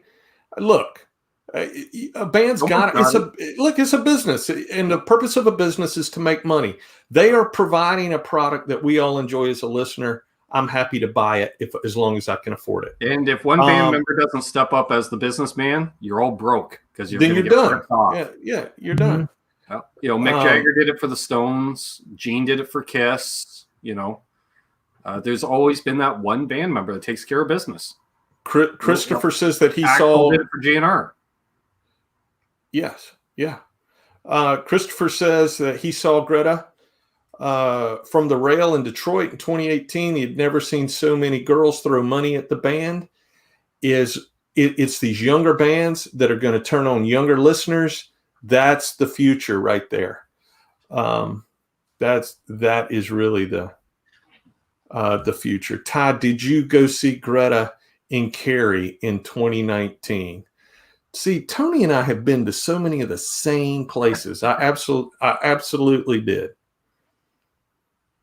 Nice. Yeah. That's right, Pooh Ninja. You got to market that product. Yeah, Paul says entertainer with a capital E, talking about Paul Stanley, and he has the talent to back it up. No doubt. Mm-hmm. I mean, been doing it 50 years. I mean, no doubt. And an inspirational guy. If you follow Paul Stanley, he's training his son to be a good guitar player. What are you talking about? He already's a good guitar player. I mean, that young man's got a bright future as a musician if he wants one. Yep. Mm-hmm. Yeah, and like I follow Paul on social media, and he's such an inspiring individual. Like, just words of inspiration on his Twitter feed. Oh, man, he's a really definitely not a bitter old man, that's for sure. He's just like, get out there, and it's a sunny day. Get out there. I'm on my bike, and and he's out there just living life, and it's great to see. So there was I love rock and roll documentaries. I love music docs. Even if they're not, I'll watch. Amy Winehouse, love it. I'll watch it all. Music docs, I love. There's a rock doc about Rock and Roll Fantasy Camp, and I think that the name of the documentary is called Rock Camp. So it follows these campers that go to rock camp, and they have these experiences there, playing music. And I found there's a segment in that in that movie where Paul Stanley is with campers saying exactly that, Ben, and that he is very emphatic about look, this is an opportunity for you to really express yourself and enjoy all of this, being present, getting lost in this music thing, at least just for a few minutes, and escape everything else. And that's good advice, whether you're a new player or an old player. Mm-hmm. That this thing that we enjoy so much, playing our guitars, playing with other musicians, it really is a gift. And we should enjoy it regardless of whatever our level is, regardless of whether we're playing our music or someone else's music. We should enjoy it for what it is. It really is a gift and an opportunity. Mm-hmm. Christopher is asking if David Lee Roth is still opening for the on the Kiss tour. Last I had heard, yes, but that was a year ago. I had heard that, amidst COVID. So I'll do some homework on that, and I will have an answer next week, hopefully. Cool. Yeah, Paul recommends the Wilco doc. I agree. Great doc. Yeah, again, not a fan of Wilco, but I'll watch the doc. It was a great doc. I think I've seen that one. Yeah. Yeah, there's a new one that I just watched this week. I watched it on Amazon Prime. It was about a band. It is about a band. I want to say they're from Arizona. They're called The Refreshments. Oh, great band. Great. They had that great song Banditos, right? They have a really cool theme song to the Friends show. No, it was King of the Hill. They did the theme song for King of the Hill. You're thinking of the Replacements. No, the Replacements drank too much to do with the Rembrandts. The Rembrandts. That's it. Rembrandt. Okay. Have you ever heard that whole album? Yeah, the Rembrandts. You need to listen to the Rembrandts record, the one with that Friends song on it. Every song is killer. Every song is killer. Danny Wilde is the singer and the main guitar player. He writes songs like he writes for Bon Jovi as well. He is, and the whole band is amazing. I got a chance to hang out with those guys one night. My buddy TJ took me to meet Danny Wilde, and the Rembrandts were playing. And to watch them live was amazing. Both guys played old Telecasters. They sang their harmonies like if you heard the Friends song, mm-hmm. That's how good they were live. As good as that song sounds, that's how good they were live. The band was incredible. And then afterwards, we sat with them, and they were the coolest dudes on the planet. Nicest guys. Mm-hmm. See you, Tony. You gotta listen to that record. That whole record is so good. See you, Tony. Good to see you, Take care, Tony. Bozique says, here's a question for you guys or anyone in the chat. Do you guys think concert touring will be more or less back to normal by later this summer, the fall, or are we waiting to 2022? Well, I'm seeing two big shows in September. I'm seeing it depends on where you are in the world. Yeah, I think it's starting to come back now, but I think it'll be in full force 2022. Yeah, I think by the end of summer, America is going to largely be open. But like for me personally, I'm still in a full lockdown here, so we're just starting to open up like parks and golf courses. So like there is no concerts happening this summer in Canada. Well, I will see two big shows in September. I'll see the Black Crowes and I'll see Guns N' Roses. Well, see, that's what I'm just hoping. You mentioned that world tour, Ty, of GNR, how, after they're doing North America, then they're going to do Australia and then over into Europe.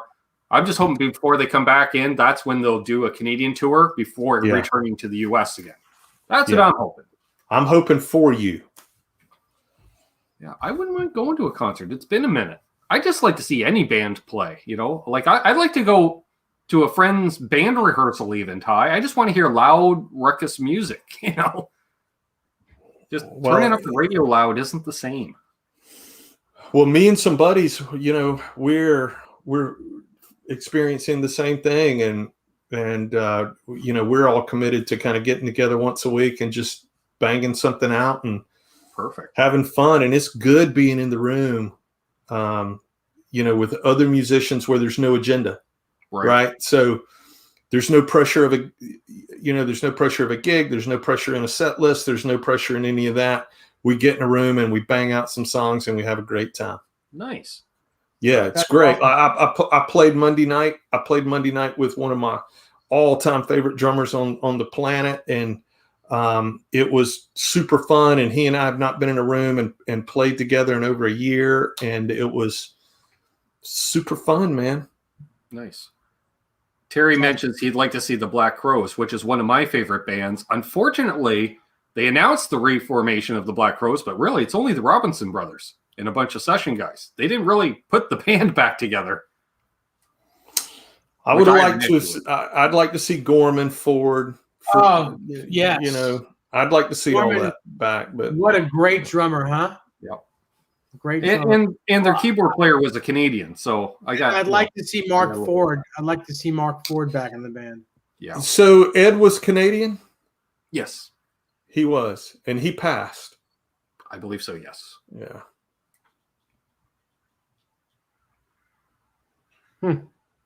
Terry says, Bozique says, don't the Crows start fighting again every time they try to reunite? Well, let's just hope they can keep it together until after the Charlotte show. Nice. Somebody mentioned Lita Ford with a doing her show. Yeah. Nice. The Guitar Man 45. Yeah. This Saturday. He's going to be playing the guitar, keyboards, drums, and bass. Wow, you're going to be busy, dude. That's a lot. Save some for the rest of the musicians. Why don't you? You're a one-man band there. Jeez. Wait, how does he do it? Having jammed with Laz where he played drums and bass, and then when we're over at a buddy's place, he sat down at a baby grand piano and blew us all away. So, yeah. Enjoy. Unbelievable. Thanks for hanging with us tonight, man. Yep. Thank you very much. Cheers, buddy. And I hope you saw that channel member video I did, because you're referenced in it. Yep. Awesome. Let's all go to Ben's house and jam. I like it. All right. I think I have enough gear for everybody. It'd be fun. Tell us about that, Dave. Well, it's an amazing 2021 black custom that all the plastic's been changed on it to make it look like a 57 reissue. The pickups have bare knuckles Stormy Mondays in it instead of the 498. I guess it's a 400 and a 498 or whatever it is. Those came right out. All the plastic, like I said, has been changed. The knobs are the top hats with the little pointers on it. If you can see the pick guard is it's a custom shop style where the white part is a lot thicker. It's 5-ply, but it's a bit wider. I have a historic truss rod cover on there. The tuning pegs, I took the Chinese Grovers off and put the American milk bottle Grovers on. Beautiful. Just what the only thing I left. I mean, I even changed the switch tip. This has a custom shop yellowed switch tip. The only thing I left was the Nashville bridge, because I actually think the Nashville bridge is much better than the ABR1. It's more stable. Yep. And the reason I went with this guitar over a 57 reissue is because the neck profile on this is more like a 60. It's very thin. I like it. The 57 is a girthy big neck, and for me, I'm not crazy about that. Mm-hmm. I love it, Dave. It's a great looking guitar, man. Yeah. A black custom Les Paul is just gotta be one of the best looking guitars ever made. It's up there. It is just, I mean, that's a work of art. Yeah, it's lovely. Thank you so much, Thomas. Very, very generous of you, Thomas. Thank you so much. And we appreciate you, Thomas, every week. Thank you for being here. Dan of New Jersey, no, I didn't get married over the weekend. Our wedding date is July 10th. Jeff K, man, am I jealous. Brian Setzer lives here in Minneapolis. Saw him play a dive bar 5 years ago. Is there a better venue than a dive bar? Oh my Lord, I'm so jealous. I love when Brian comes back to Long Island, because he was born and bred in Massapequa, which is about 20 minutes east of me, southeast actually. He was here most of his life, but yeah, it was great to see him when he comes back. Christopher, thanks for tuning in, man. Thanks for hanging with us. Yeah, awesome.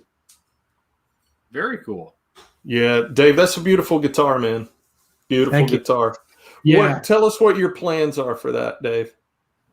Hopefully to play it forever. I don't really. I just want to play this guitar and beat it up naturally. Works man, that guitar looks good with a leather jacket or a tuxedo. Yeah. I'm thinking leather jacket, slung low with a snakeskin strap. There you go. But yeah, this is I'm gonna use this guitar for a long time. Nice, man. How good are those Stormy Mondays? They really sound amazing, and I put them in there on a whim. I wanted a set of mules,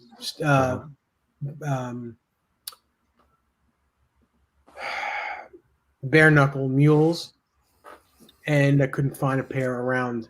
And then these came up, and I was like, well, okay, I'll try them. Stormy Monday, all right, so they'll sound like a Allman Brothers kind of thing, which same thing. These humbuckers are very low output. So, man, amazing. Good stuff. Now I'm after, they make a set called the Black Dog set. Oh, yeah. Very interested in those. Very interested. I don't think I have a guitar to put them in, but well, that sounds like a good excuse to buy another guitar, Dave. Well, you and I can talk. If you want a set of Black Dogs, you and I can talk. This is a 2021. This is brand new. Nice. So yeah. Again, the neck shape is what it's all about. Similar to your new Les Paul as well, Ty. Although this guitar is a custom shop guitar, it's not a historic collection guitar. It's not a, historically. I guess it's a historically correct now, but when I first got it, it was just a black Les Paul custom, and the feel of the neck alone, ridiculous. It's so good. It's just so good. It's so comfortable. It's probably the most comfortable neck I have. Nice. Laz, thanks for hanging with us, man. Enjoy your dinner. Yeah, cheers, Laz. Enjoy his dinner. Yeah, I'm super happy with my newest Les Paul for sure. And they're just Holy crap, I just realized I bought a guitar today. Do you want to see it? Yes, you bought it. You just realized? You just realized? Yeah. Yeah, certain lifestyle choices. I'll be right back. It's in the other room. And while we're talking about that, Paul Fuchs asks, do I even have a number one, or do I love all of them? I don't love them all the same. I mean, I have ones that I'm in love with. I have ones that I like. I have ones that if I sold them, I'm okay with that. Do I have a number one? No, I have. It's the pick of the week for me, and I think it's like that for a lot of guys. I think Ty, you're the same way. One day, one week you're digging your Les Paul guitars. One week you're digging your Strat. One day, right now you're digging a Super Strat that you have. It's. I think it just depends on the mood you're in, the music you're listening to, and just whatever you're picking up. Yeah, whatever the tool I need is what I'm into. I love them all. They're awesome. Crazy Cook, it's always nice to have you guys to listen to every week. Thanks, man. That's so nice. Charlie, we're so glad you're here. Hey, Charlie, Guitar Man 45 thinking about getting the Slash Paul. I recommend it, my friend. There's one right there. That's a 2021. It's a really, really good guitar, man. All right. We'll tease a bit. Wow. Oh, look at that. Mm-hmm.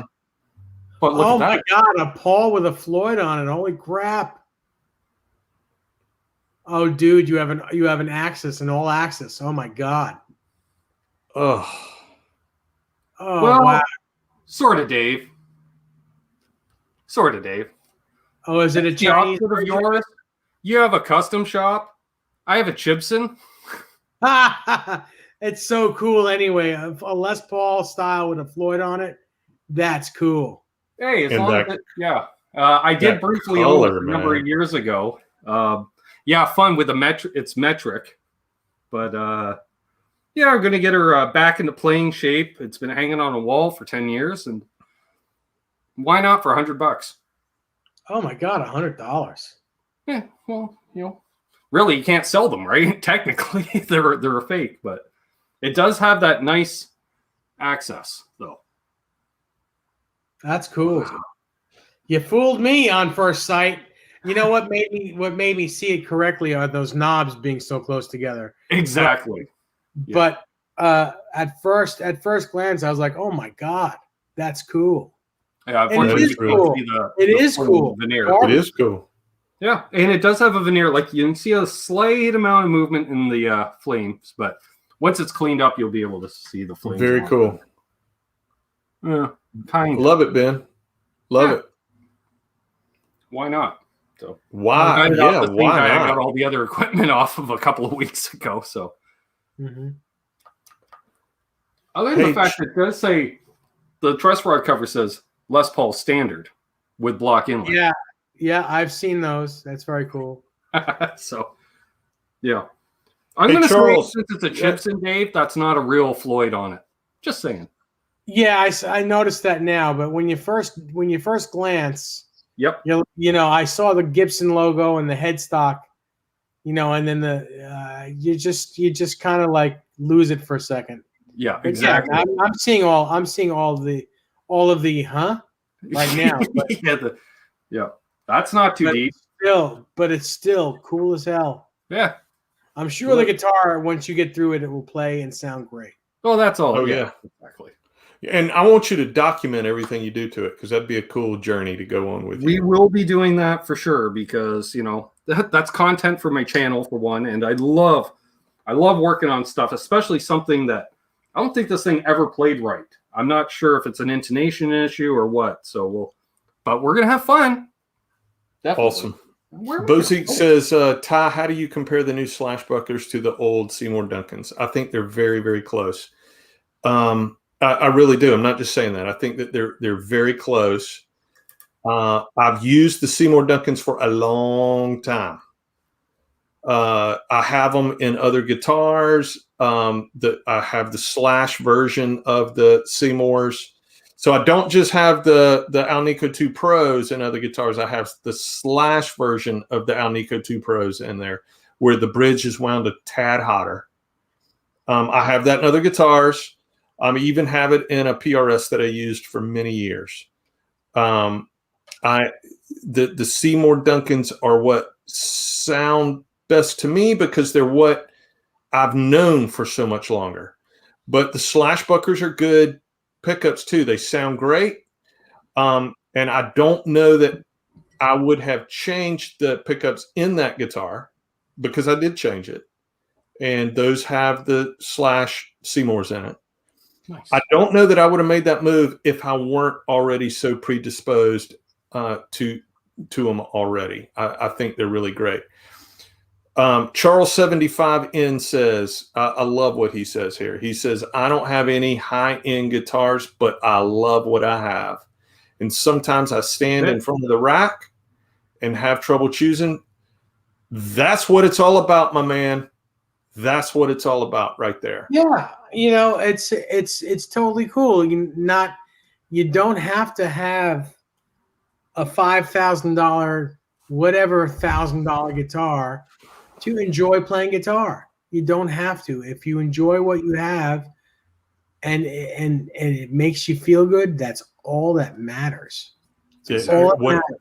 Whatever makes you play, man. Whatever makes you go to the rack, pick it up and play it, then that's perfect. And listen, there are some people that don't have the funds to buy expensive guitars, and there are some people that don't believe in expensive guitars. They think, there are people that believe in the working man's budget guitar, not budget, but the working man's value guitar is just as good. And you know what? That's fine.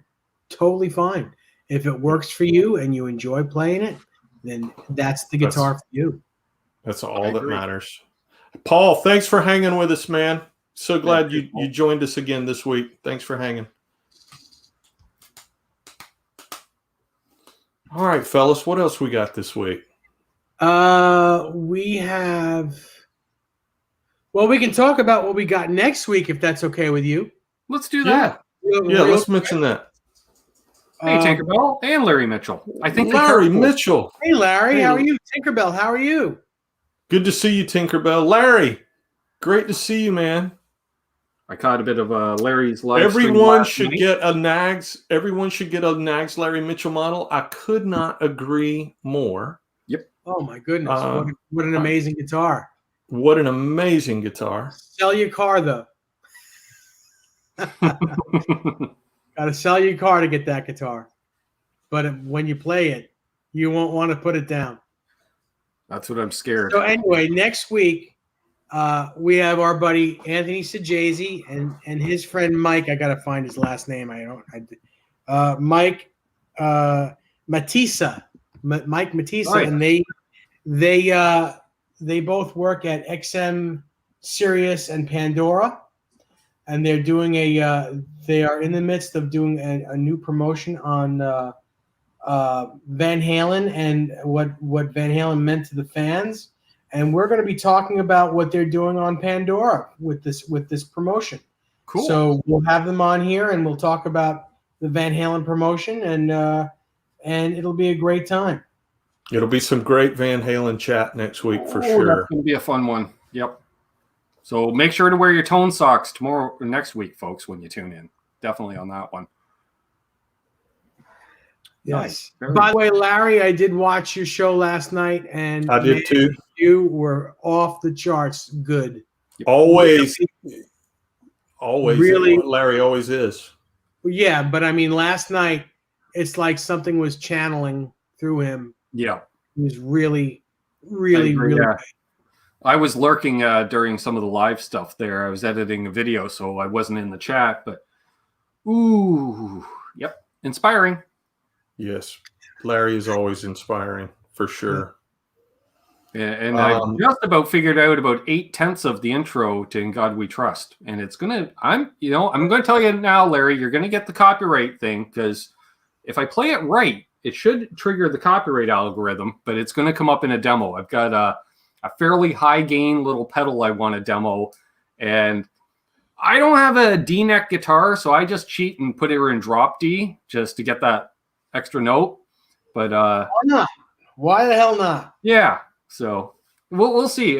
Larry will leave a comment. That is nothing like. What song were you listening to? Because that's not one of mine. It's yours. All right, cool. Then I'll have a new hit single, hopefully. Hey, Matthew. Thanks for joining us. Hey, man.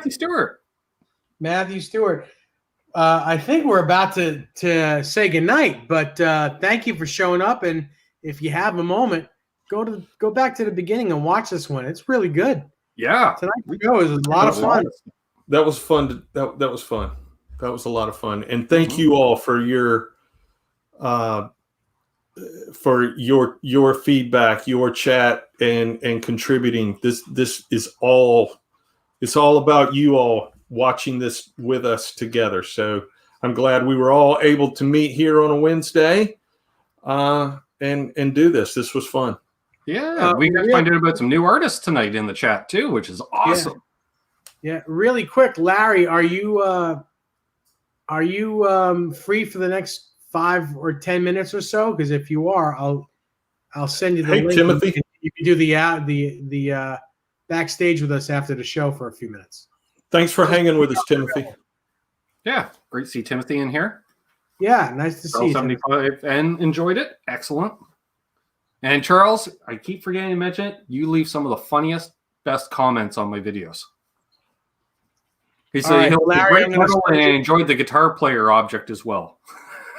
Larry, I'm going to send you the link to your Facebook Messenger. So Thunder Falcon. That's one of my favorite names on YouTube. Good to see you, man. Every time I see that name tag, I have to go, Thunder Falcon. I know, man. It's like a guy. He's like my favorite wrestler. Mm-hmm. Thunder Falcon, unknown, I love it. Weight unknown. And Tinkerbell, love that Tinkerbell name too, man. Thanks for hanging. Plus Daniel, thanks for hanging, Daniel. Daniel Horsley. Yeah. The man himself. Awesome.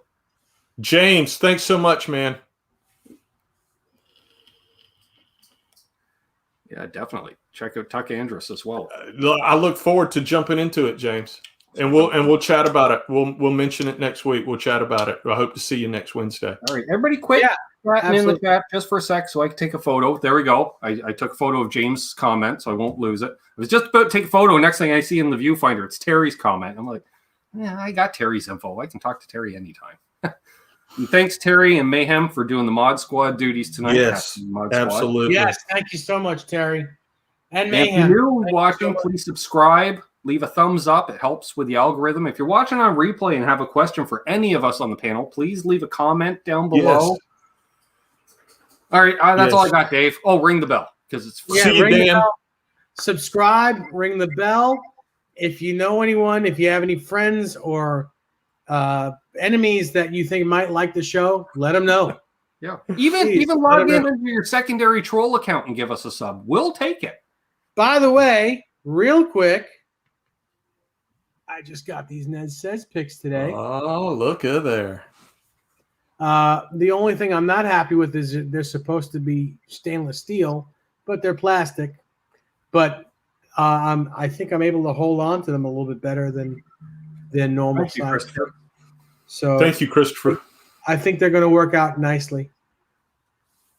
Have a great week. Dan of New Jersey, have a great week, man. Always good to see you. Yeah. Dan. Well, Ben and Ty. Always a pleasure, David. Always great. Sure is. Stick around. We'll say goodbye off air. Sounds Everyone like in the chat, please tune into us next week, and we will see you real soon. Thank you so much for sticking around with us, and thanks so much for all all the participation tonight. It really means the world to us. Thank you so much. Mm-hmm. Good night, Bozy. All right, everyone. So long. We'll see you next week.